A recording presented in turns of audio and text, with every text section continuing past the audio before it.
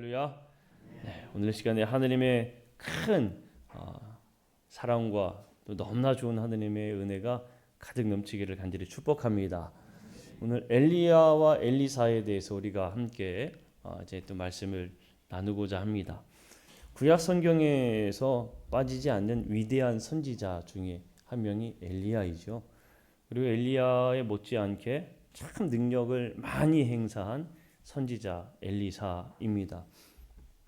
우리가 이 엘리야와 엘리사를 이야기를 이제 말씀을 통해서 이 사람들이 어떠한 일들을 행하는가 좀 나눌 텐데 어떻게 보면 참 많은 것들을 나누어야 되는 사람들이기도 해요.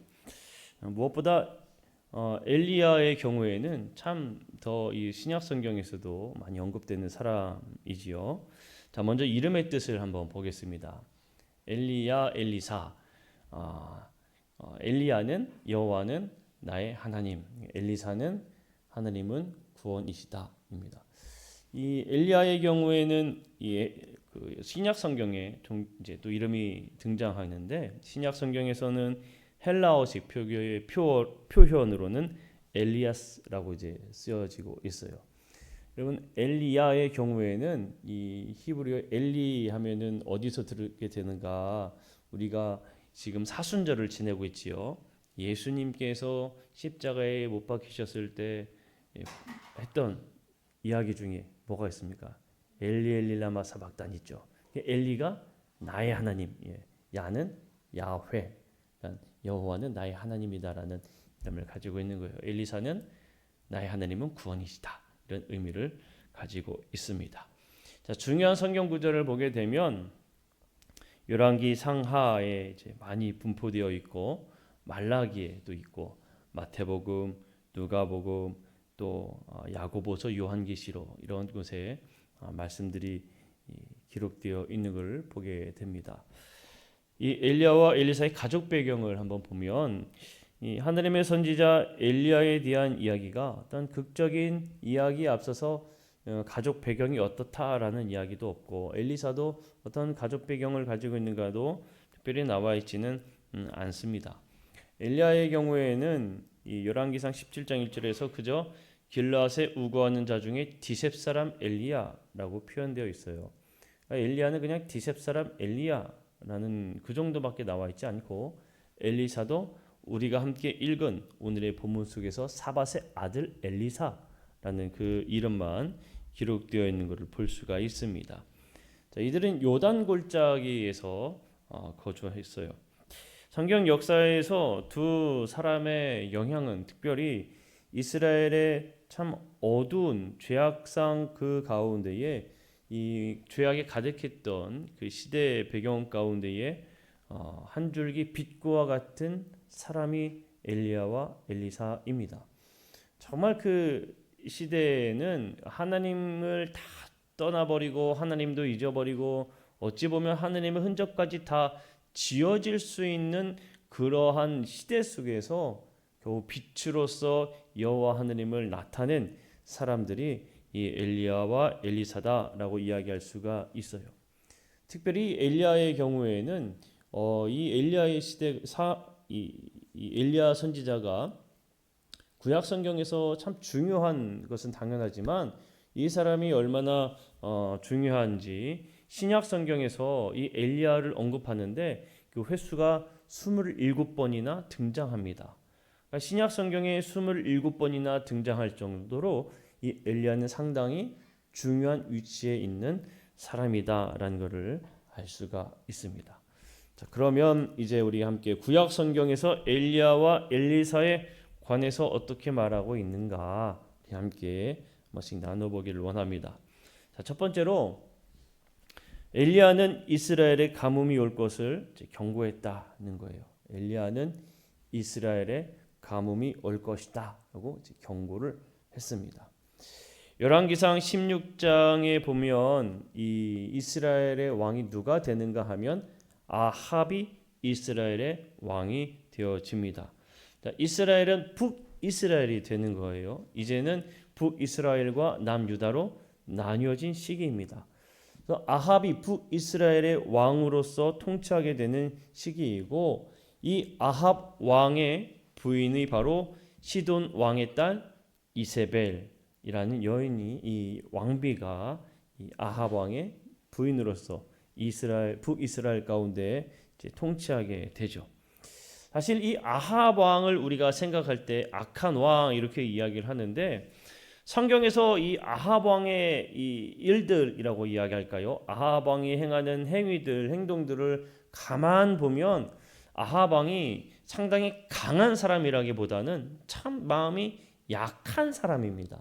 이 사람은 주도적으로 뭔가를 끌고 가는 사람은 아니었던 것 같아요. 뭐 예를 들면은 그 포도밭을 가지고 싶다가 못 가지니까 끙끙 앓았던 그런 이야기가 있지요.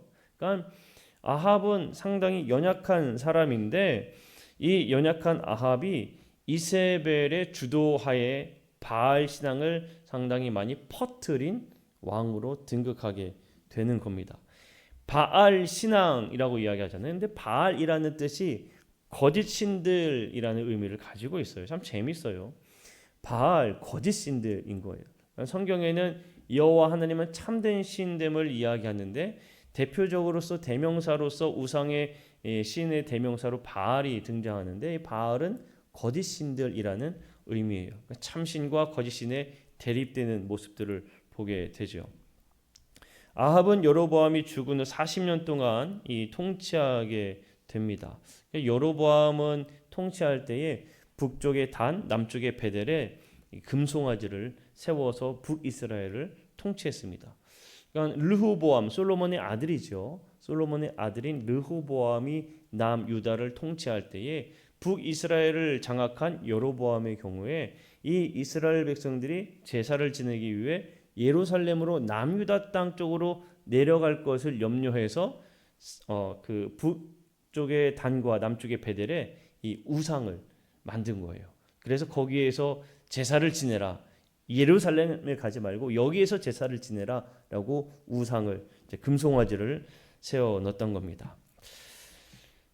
이 열왕기상 16장 30절 말씀에 보게 되면 이 아합 왕을 어떻게 표현하느냐 한번 읽어볼까요?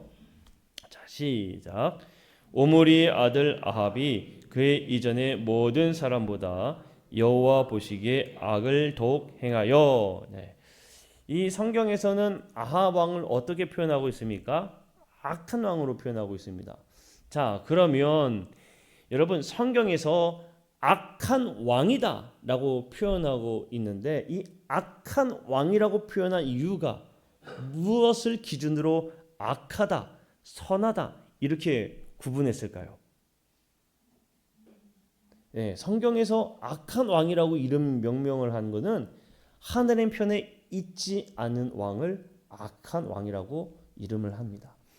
그러니까 뭐 도덕적으로 타락하고 아주 자기 권력 욕에 도취해 있고 뭐 이런 사람이 아니라 하나님 편에 있느냐, 하나님 편에 있지 않느냐, 이거를 기준으로 악한 왕이다, 의로운 왕이다. 성경에서는 이렇게 기준을 삼아요.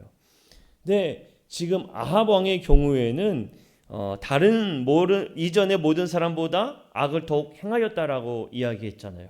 그 악을 더욱 행할 수밖에 없었던 이유가 함께 사는 이세벨이 바로 그 바알 신앙에 아주 앞장서서 이끌었던 사람이었기 때문에 이 아합이 통치하는 기간 동안에 이 바알 신앙이 상당히 많이 떠오르게 되었고 바알 신앙이 매우 북이스라엘 가운데 퍼져 있었습니다. 그러니까 하느님 보시기에는 이 아합 왕은 참 악한 왕이다 이렇게 평가 내릴 수가 있겠죠. 자, 이러한 이 악한 왕이 있을 때 하느님을 떠난 이제 이스라엘 백성들이니까 하나님께서는 이 이스라엘 백성들을 깨우치기 위해서 한 사람을 보내시겠죠. 그 사람이 오늘 우리가 함께 나눌 바로 엘리야입니다.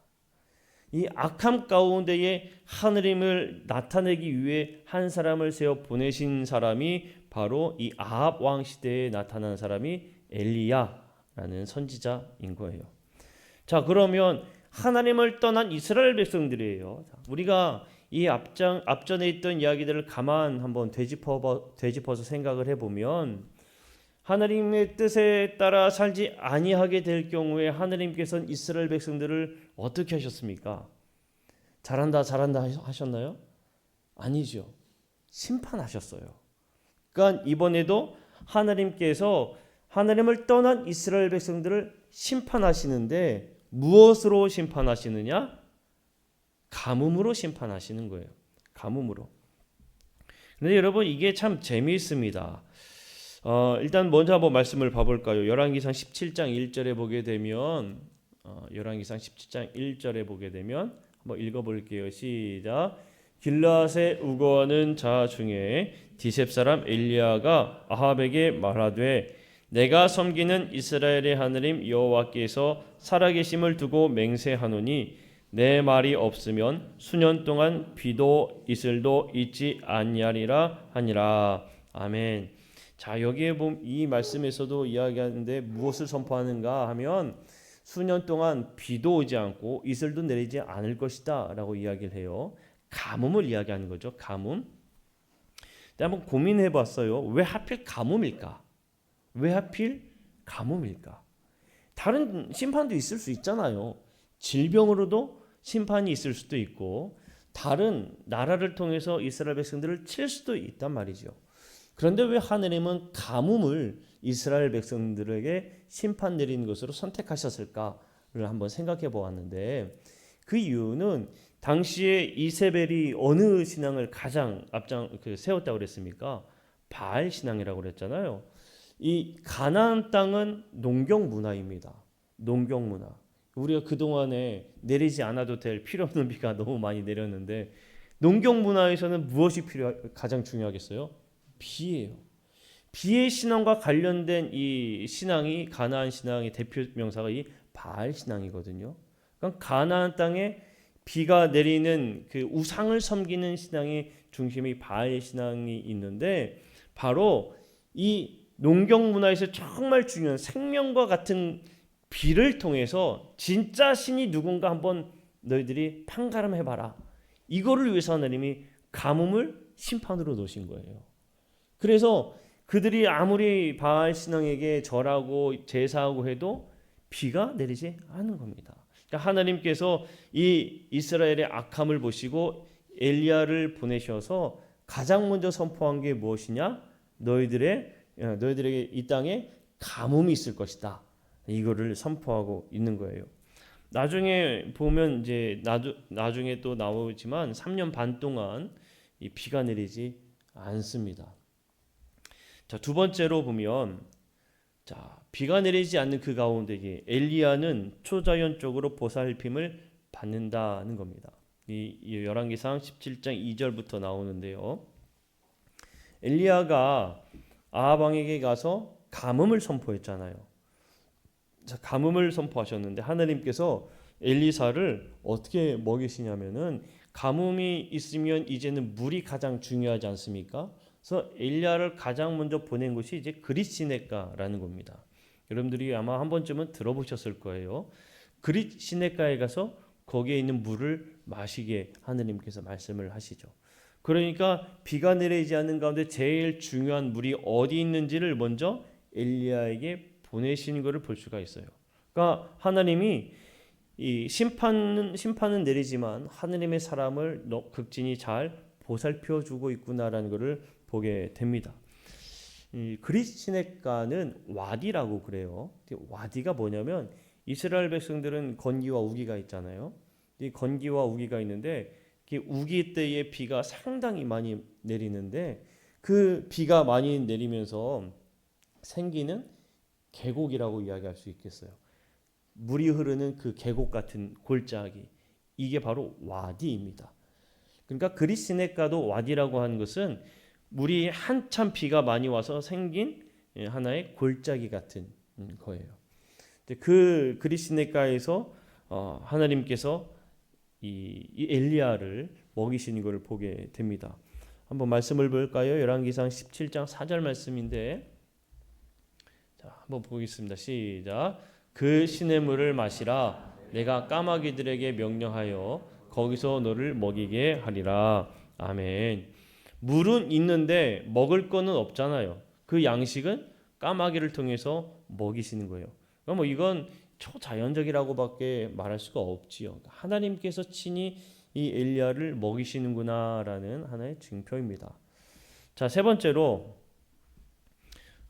사렙다 과부에 대한 이야기가 나와요. 사렙다 과부. 그립시냇가에서 물을 먹다가 이 그립시냇가에 여러분 와디라고 했잖아요. 비가 내리지 않으면 와디는 금방 마릅니다. 금방 말라요. 그러니까 그립시냇가에 계속 있을 수는 없는 거예요. 우리나라처럼 졸졸졸졸 흐르는 계속 흐르는 그런 물이 아닌 거예요. 그러니까 결국에 그립시냇가가 시냇가도 다 마르게 되어서 누구에게 보내는가 하면 사렙다 과부에게 하나님께서 이제 엘리야를 보내시는 거죠. 자, 이 사렙다 과부에게 갔을 때에 우리가 잘 알고 있는 하나의 사건이 등장합니다. 뭐냐? 이 그릇에 빵을 만드는 밀가루가 계속 끊이지 않는 그 복을 이 사렙다 과부가 받는 사건이 등장을 해요. 사렙다 과부도 가뭄 가운데 있으니까 더 이상 먹고 살 수 있는 상황이 되지 않았습니다. 그래서 이 사렙다 과부는 사실 한 움큼의 가루를 가지고 빵을 만들어 그것을 아들과 먹은 다음에 같이 죽으려고 그랬어요. 그러니까 이 사렙다 과부에게 있어서는 최후의 만찬이 될 수도 있는 상황이었죠. 자, 그런데 엘리야가 가서 뭐라고 이야기하는가 하면 나에게 먼저 달라. 그리고 네가 좋을 대로 행해라. 이런 이야기를 합니다. 어떻게 보면 참 이게 있을 수가 없는 일이 아닙니까? 나 이거 마지막 먹고 죽으려고 합니다 하는데 그러지 말고 그거 나 죽어. 네가 더 좋은 대로 해. 이게 말이 안 되잖아요. 그런데 이 사렙다 과부가 그 말에 어떻게 합니까? 순종해요. 순종해요. 자, 그랬더니 나타나는 놀라운 일이 발생하죠. 열왕기상 17장 15절 16절 말씀인데 한번 읽어보도록 하겠습니다. 자, 시작.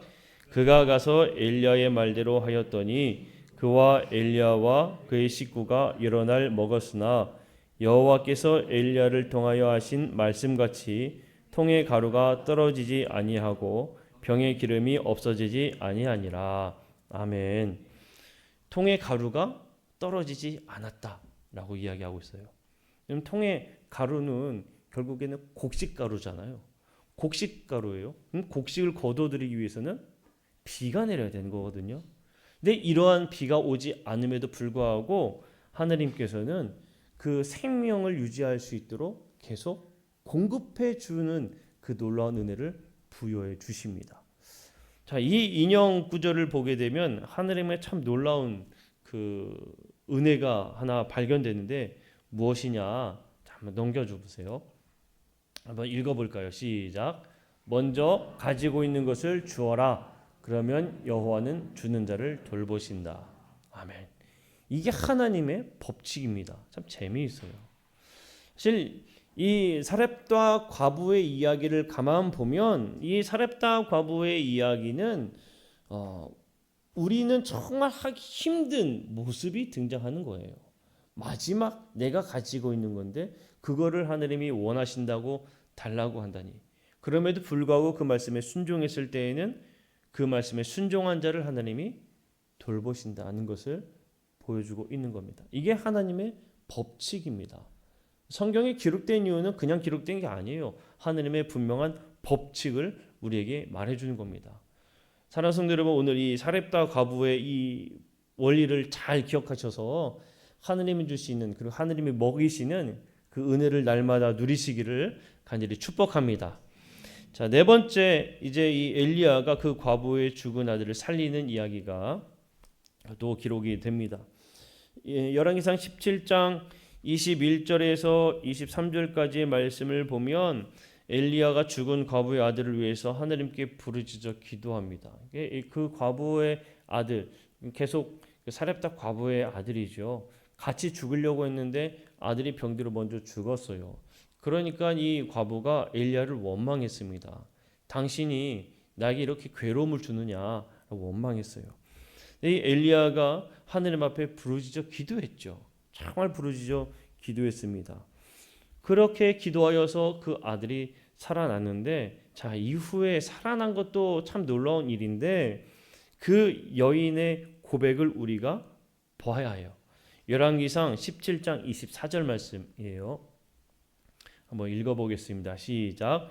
여인이 엘리야에게 이르되 내가 이제야 당신은 하나님의 사람이시요 당신의 입에 있는 여호와의 말씀이 진실한 줄 아노라 하니라. 아멘. 이 말씀의 고백이 참 재미있는 이유 중에 하나가 뭐냐면, 여러분, 이 우리가 앞전에 한번 함께 보았잖아요. 엘리야와 함께 거주하면서 여러 날 동안이라고 했어요. 여러 날 동안 그 밀이 통에 가루가 떨어지지도 않았고 그 기름도 없어지지 않았거든요. 그럼 이미 여러 날 동안 그 하느님의 은혜를 경험한 거 아닙니까? 그런데 여인이 지금 하는 고백을 보세요. 이제야 알겠다는 거예요. 이제야. 자, 이 이야기는 그동안에 몰랐는데 무엇을 경험하고 난 다음에야 하느님의 사람이요 하느님의 말씀이 진실한 줄 안다라고 고백했는가 하면 생명을 경험한 다음에 그런 거예요. 생명을 경험한 후에야 이 여인이 이게 진실이구나라는 것을 고백하는 것을 보게 됩니다. 여러분, 그리스도인은 생명을 품은 사람들입니다. 여러분, 우리가 예수 그리스도의 은혜로 생명을 얻은 사람들 아닙니까? 그러니까 우리의 고백도 이렇게 고백할 수 있어야 돼요. 정말 중요한 거는 내 삶에 은혜를 공급해 주셨다고, 내 삶에 어떤 풍족함을 주셨다고 하느님의 은혜를 내가 고백하는 것이 아니라 나를 죽음에서 생명으로 건지신 그 은혜를 경험할 때에 진짜 하나님은 나의 하나님이 되는구나 라는 고백하게 되는 겁니다. 우리는 정말 생명을 경험할 수 있어야 돼요. 예수 그리스도의 은혜가 이래서 중요합니다. 우리를 살리신 예수 그리스도의 은혜가. 자, 그다음 다섯 번째, 엘리야에게 이제 아합을 다시 만날 것을 하느님께서 말씀을 하고 있어요. 자, 1절 말씀해 보게 되면 엘리야에게 제3년에 아합에게 가라고 이야기를 하십니다. 그러니까 3년 동안은 계속 피해 있었다는 걸 알 수가 있지요. 3년이 되어서 엘리야에게 가는데 그때는 어떤 상황이었는가 하면, 자, 열왕기상 18장 2절 말씀인데 읽어볼게요. 시작. 엘리야가 아합에게 보이려고 가니 그때에 사마리아에 기근이 심하였더라. 기근이 뭐였다고요? 심하였다. 3년 동안 비가 내리지 않으니 정말 기근은 이루 말할 수가 없었죠. 정말 심한 그때에 하나님께서 보내시는 거예요. 정말 최악의 상황에 있을 때 하나님이 보내시는 겁니다. 자, 그런 와중에 있을 때 한 사람의 의로운 사람이 등장하는데 어떤 사람이냐? 오바댜라는 사람이 등장해요. 오바댜. 이 오바댜는 이 성경의 저자인 오바댜가 아닙니다. 그 오바댜는 아니에요. 이 오바댜가 어떠한 일을 하는가 하면, 자, 열왕기상 18장 4절 한번 보면 읽어볼게요. 시작. 이세벨이 여호와의 선지자들을 멸할 때에 오바댜가 선지자 100명을 가지고 50명씩 굴에 숨기고 떡과 물을 먹였더라. 아멘. 오바댜가 무슨 일을 했습니까? 하느님의 선지자들을 보살핀 거예요. 보살핀 이유가 왜였어요? 이세벨이 하느님의 선지자들을 다 죽이니까. 이세벨이 하느님의 선지자를 멸하는 이유가 있습니다. 왜이겠습니까? 이세벨은 어떤 신앙을 세우는 사람이었어요? 바알 신앙이잖아요. 그러니까 바알 신앙을 세워야 하니까 이 하느님을 섬기던 이스라엘 백성들에게 있어서 이 하느님을 섬기는 선지자들을 제일 먼저 제거하는 거예요. 그런 가운데 오바댜는 목숨 걸고 100명을 살리는 겁니다. 정말 목숨을 걸고 살리는 거예요. 그런 가운데에 이 엘리야가 아합을 만나게 되고, 아합이 아니죠. 이 오바댜를 만나게 되고, 이 오바댜에게 나를 아합에게 인도하시오라고 이야기를 합니다. 나에게 인도하시오라고 이야기를 해요. 오바댜는 처음엔 갈등을 해요. 왜냐하면 아합이 엘리야를 찾으려고 수소문을 합니다. 성경의 말씀 보면 수소문을 하는데 이 엘리야를 찾았겠습니까? 못 찾았겠습니까? 당연히 못 찾았죠. 못 찾았으니까 하나님이 이 엘리야에게 아합에게 이제 가라라고 말씀하신 거 아니겠어요? 못 찾았어요. 그런데 이 오바댜가 하는 말이 이거예요. 당신이 나에게 와서 이야기를 해서 아합 왕에게 엘리야를 찾았습니다라고 당신에게 인도했는데 당신 만약에 떠나고 없으면 나는 뭐가 됩니까? 나는 죽지 않습니까? 고민이 되는 거예요. 그런데 이제 이 엘리야의 설득을 통해서 이 아합이 아니죠. 오바댜가 엘리야를 아합 왕에게 데리고 갑니다. 그리고 엘리야가 아합에게 이제 이야기를 해요. 자, 이 만남이 있은 후에 우리가 너무나 잘 알고 있는 갈멜산 전투가 이제 등장하는 거예요. 여섯 번째, 엘리야는 갈멜산에서 아합에게 도전했다는 이야기가 이제 여기에서 등장합니다. 여기에서 재미있는 거는요, 이 아합하고 엘리야가 딱 만났어요. 만났을 때에 아합이 엘리야에게 뭐라고 했냐면 당신이 이스라엘을 괴롭게 하는 자요라고 이야기합니다. 이 엘리야에게. 왜냐하면 엘리야가 아합에게 뭐라고 이야기하고 떠났습니까? 비가 내리지 않을 거라고 이야기하고 떠났잖아요. 아합에게 하나님이 말씀하시기 전까지는 비는 내리지 않을 겁니다. 이슬도 없을 겁니다.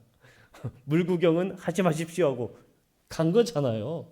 그러니까 아합이 엘리압을 만나서 당신이 이스라엘을 괴롭게 하는 사람이냐라고 이야기하는 거예요. 근데 엘리야가 또 뭐라고 이야기하냐면 아합에게 내가 아니라 당신과 당신의 아버지가 이스라엘을 괴롭게 하는 거 아니냐라고 이야기를 하는 거예요.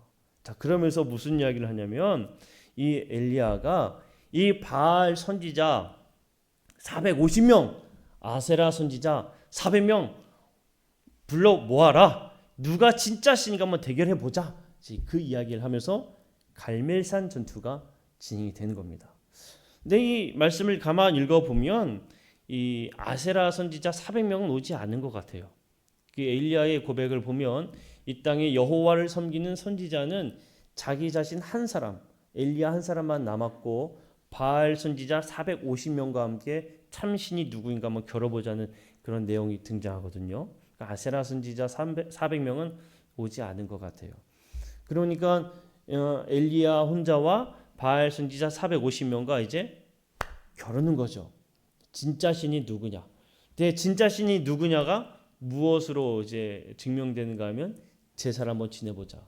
누가 우리 이 제단에 불을 붙여주는가 겨뤄보자라는 이 이야기가 등장하게 됩니다. 그래서 가장 먼저 바알 선지자들이 450명이 그 제사를 지내잖아요. 불을 달라고. 그냥 해도 안 되니까 좀 죄송합니다. 이런 표현을 써서 죄송합니다. 지랄 발광을 하잖아요.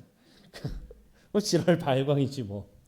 막 이제 안 되니까 자기들 몸까지 막 상하게 하면서 불을 주소서 막 하는데 뭐 끄떡도 안 하죠. 끄떡도 안 해요. 자기들 그렇게 450명 하고 난 다음에 이제 엘리야가 딱 와서 제단을 쌓고 이제 그 제물을 올려놓고 그냥 올려놓는 것도 아니고 또랑을 팝니다. 또랑을 파고 거기 물을 3번 붓죠. 그러니까 그 또랑에 물이 가득 찰랑찰랑할 때까지 부어요. 그리고 하느님 앞에 기도하는 겁니다. 내 하느님 앞에 기도했을 때에 우리가 잘 알고 있듯이 하느님의 불이 싹 그것을 불타서 흠양하시는데 또랑에 채워져 있던 그 물까지도 싹 훑으셨다라고 기록하고 있어요. 그러니까 이거는 누가 봐도 참신은 누구냐? 하나님이다 라는 것을 알 수가 있게 만든 거죠. 그제서야 사람들이 그걸 보고 고백합니다. 자, 열왕기상 18장 39절 말씀 한번 볼게요. 함께 읽겠습니다. 시작. 모든 백성이 보고 엎드려 말하되 여호와 그는 하나님이시로다. 여호와 그는 하나님이시로다 하니. 아멘. 백성들이 그제서야 여호와 그는 하나님이시다. 그제서야 고백하고 있는 거예요. 자, 그래서 이 엘리야가 어떻게 했습니까? 거짓 선지자, 저 바알 선지자는 거짓 선지자니까 다 죽이는 거죠. 450명을 싹 다 죽입니다. 자, 일곱 번째. 그 다음에 자, 엘리야가 뭘 선언하고 있습니까? 가뭄이 끝난 것을 선언을 해요. 처음에 엘리야가 이 아합 왕을 만났을 때 선언한 건 가뭄이 있을 것이다라고 선언했죠. 그 다음에 참신이 하나님인 것을 알고 난 다음에 선언하는 게 가뭄이 끝난다. 너네들 이제 진짜 신이 누군지 알았지? 이제 가뭄은 끝날 거야라고 선언을 하는 내용이에요. 자, 엘리야가 큰 소리로 이제 41절을 보게 되면 큰 비 소리가 있나이다라고 이제 아합에게 이야기를 합니다. 그러니까 선포예요. 선언하는 겁니다. 큰 비가 있을 거라고 선언하게 되는 거예요. 자, 그런데 여러분, 엘리야의 선언 다음에 무엇을 하는가 하면 기도를 해요. 기도. 이거 참 중요합니다. 예수님께서는 그 제자들과 함께 갈릴리 바다를 건널 때 풍랑이 일어났을 때 예수님이 말씀하시잖아요. 바다야 잠잠하라. 바람아 잠잠하라. 바로 그 즉시 그 현상이 나타났습니다. 근데 엘리야는 가뭄이 끝날 것입니다. 큰 비가 있을 겁니다라고 이야기했을 때 바로 빗방울이 떨어진 게 아니에요. 엘리야가 뭘 했느냐? 기도한 거예요. 기도를 해요. 기도하고 누구를 보내는가 하면 사환을 보내죠. 가서 한번 가서 봐라. 무슨 특별한 일이 있는가 봐라. 그래서 몇 번을 보내는가 하면 7번을 보내요. 7번을. 처음에 갔다 왔더니 아무 일도 없는데요. 기도 또 하고 가서 봐봐. 아무 일도 없는데요. 또 기도하고 가서 봐봐. 아무 일도 없는데요. 이거를 7번 하는 겁니다. 이게 7번째에 그 사원이 보고 뭐라고 얘기하는가 하면 그 바닷가에 작은 사람의 손만한 작은 구름이 일어나고 있습니다. 그걸 이야기하는 거죠. 사람 손만한 구름이 일어나고 있습니다. 이 이야기를 하니까 됐다라고 이야기를 하는 거죠. 여러분 이게 참 중요한 게요. 우리가 어떠한 선언을 하면 우리 기도해야 돼요. 기도해야 됩니다. 선언한다고 다가 아니에요. 우리 교회가 큰 일을 감당할 줄로 믿습니다. 할렐루야. 우리가 큰 일을 감당할 줄로 믿습니다. 고백을 했어. 기도 안 하면 아무 능력이 나타나는 게 아니에요. 우리 뭐 해야 돼요? 기도해야 돼요. 우리도 기도해야 됩니다. 언제까지 기도하느냐? 이 사원이 작은 일이 일어난 것을 볼 때까지 기도하는 겁니다. 그러니까 하느님의 사람들은 그리스도인들은 어떠한 선언과 함께 선포와 함께 기도하는 사람들이 되어야 합니다.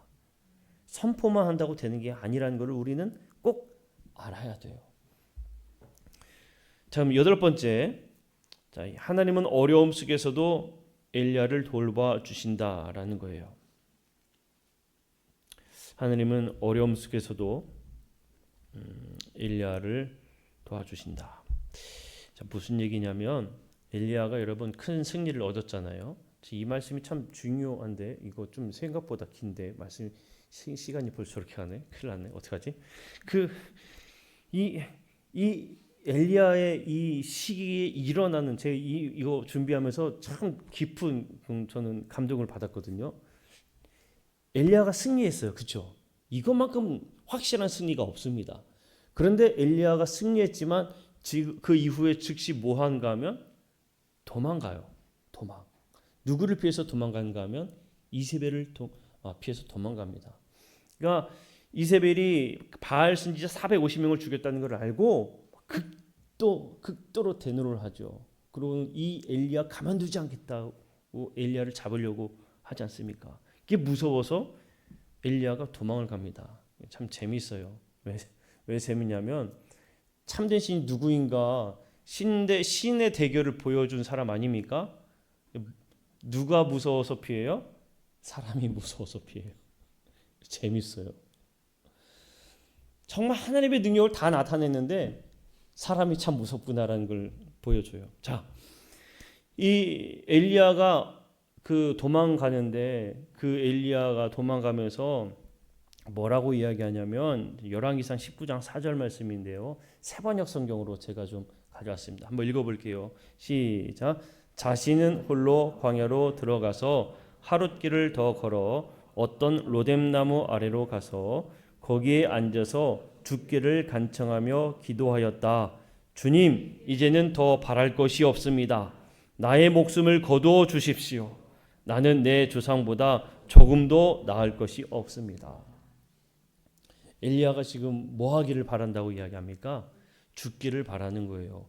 왜 죽기를 바라는가 하면 차라리 지금 누구에게 간청하는 거예요? 하나님에게 간청하잖아요. 이세벨에게 잡혀 죽기는 싫은 거야. 이세벨에게 잡혀서 죽기는 싫은 거예요, 지금.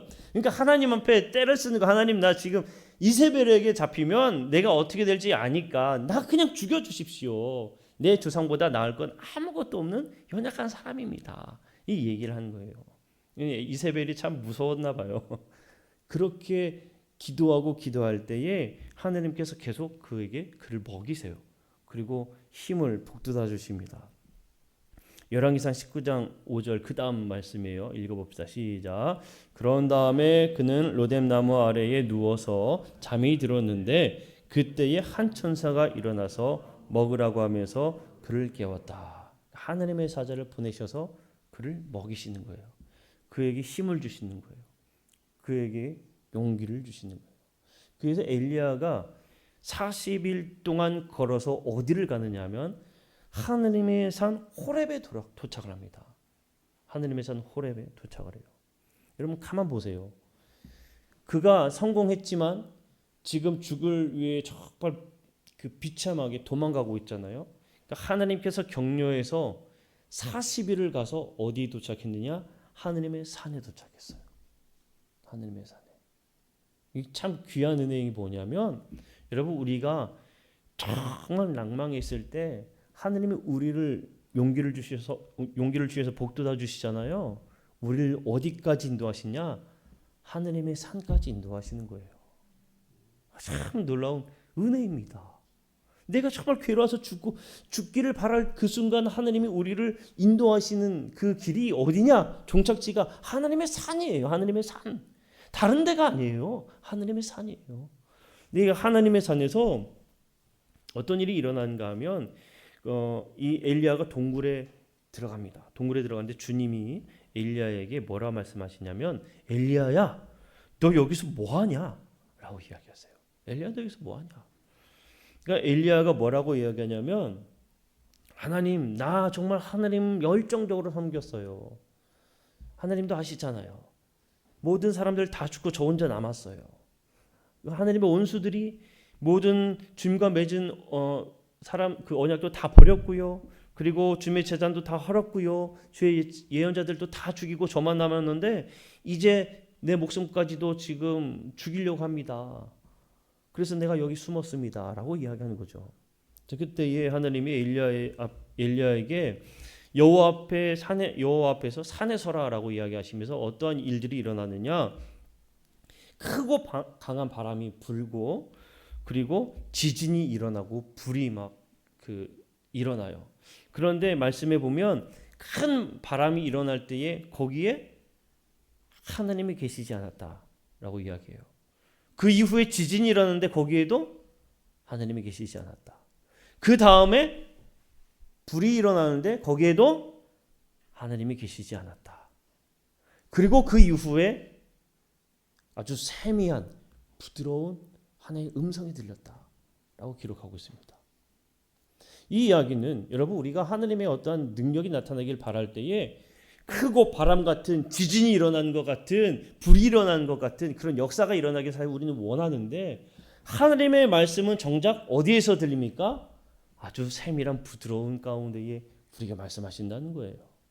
우리는 그 앞에 크게 일어나는 어떤 그런 현상들을 바라보는데 아무리 그 현상들을 보아도 거기서 하나님을 찾을 수 없는 우리의 연약함을 보아야 합니다. 자, 그리고 보세요. 이 하나님의 부드러운 세밀한 음성을 듣고 나서 엘리야가 행한 게 뭐냐면 겉옷을 얼굴을 감싸고 입구까지 와서 섰어요. 이 히브리 원어적으로 보게 되면 기대었었다라는 표현이거든요. 제가 한번 가만 묵상해 보니까 그거 같아요. 하느님의 음성을 들어서 이제 알아서 숨었다가 나가야 되겠는데 지금 보면은 겉옷으로 어떻게 했다고 그랬어요? 얼굴을 감쌌거든요. 겉옷으로 얼굴을 감쌌어요. 그리고 입구에 서서 기댔어요. 사람의 마음을 한번 생각해 보세요. 어떤 마음일지. 지금 이세벨이 나를 죽이려고 그렇게 돌아다니고 있는데 아마 엘리야가 얼굴을 감쌌다는 것은 자신의 두려움을 표현한 것 같아요. 내가 엘리야라는 게 드러나면 안 되니까 얼굴을 감쌌고 당장 나가기가 너무 두려우니까 그 앞에 기댄 겁니다. 그때 또 음성이 들려요. 엘리야 너 여기서 뭐하냐? 그 음성이 또 들립니다. 그러면서 엘리야에게 어떤 이야기를 하시는가 하면 너에게 동역자들이 있을 것이다 라고 말씀을 해주시는 거예요. 여러분 이게 너무나 귀한 은혜인 게 우리가 정말 괴로움 가운데 우리도 마음의 어떠한 동굴 깊숙한 곳에 숨잖아요. 그 가운데 하나님께서는 우리를 세밀한 음성으로 끊임없이 우리에게 말씀하십니다. 그 말씀을 들었을 때 겨우 우리가 이제 조금 나갈 수 있을까 하는 그 용기를 내서 가지만 사실 우리는 나가기 힘들어요. 그때 하나님이 다시 한번 주시면서 말씀하시는 게 내가 하는 게 아니라 나와 함께 할 수 있는 그 하나님의 능력이 나타나도록 보여주고 있는 누구를 붙여주느냐? 동역자를 붙여준다는 거예요. 얼마나 귀한 은혜입니까? 그래서 성도들은 성도가 서로 귀한 동역자임에 감사해야 될 줄로 믿습니다. 여러분 우리가 그 음성을 듣고 이제 겨우 엘리야처럼 입구 앞에 섰을 때 하나님께서는 옆에서 함께 신앙생활하는 동역자를 붙여주신 거예요. 담대하게 나갈 수 있는 동역자를. 얼마나 귀한 은혜입니까? 열왕기상 19장 16절 한번 보면 읽어볼게요. 시작. 너는 또 nim시의 아들 예후에게 기름을 부어 이스라엘의 왕이 되게 하고 또 아벨 무홀라 사밧의 아들 엘리사에게 기름을 부어 너를 대신하여 선지자가 되게 하라. 아멘. 엘리야를 대신하여 선지자가 되게 하라. 네 후계자가 또 있을 것이다. 걱정하지 말라고 말씀하세요. 그리고 7,000명을 하느님께서 바알에게 무릎 꿇지 않는 7,000명을 내가 남겨두었다라는 말씀을 하십니다. 엘리야에게 용기를 주시는 거예요. 여러분 우리는 이런 하느님의 음성을 듣는 귀한 복이 우리에게 있는 줄로 믿습니다. 자, 오늘 여기까지 좀 해야 될 것 같아요.